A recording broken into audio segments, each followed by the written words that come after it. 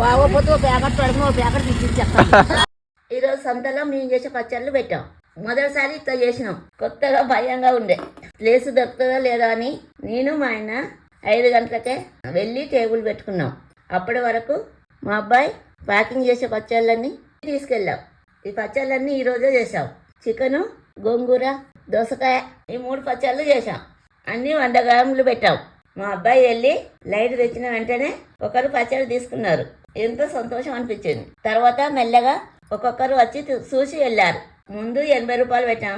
ఇట్లాంటి ప్లేస్లో అంత పెట్టద్దు కదా అని మా అబ్బాయి 50కే ఇచ్చేస్తున్నాడు. లాభం చాలా తగ్గిపోతుంది. కానీ నలుగురికి మేము చేసే పచ్చళ్ళ రుచి చూస్తేనే కదా ఆ పచ్చళ్ళు ఎంత బాగుంటాయో తెలిసేది. అందుకే ఇంకా 50కే ఇచ్చేసాం.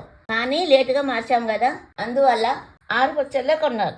అయినా పర్వాలేదు, నెక్స్ట్ టైం చేసిన తప్పులు జరగకుండా చూసుకుంటాం. మొత్తం సేల్ 330 అయినాయి.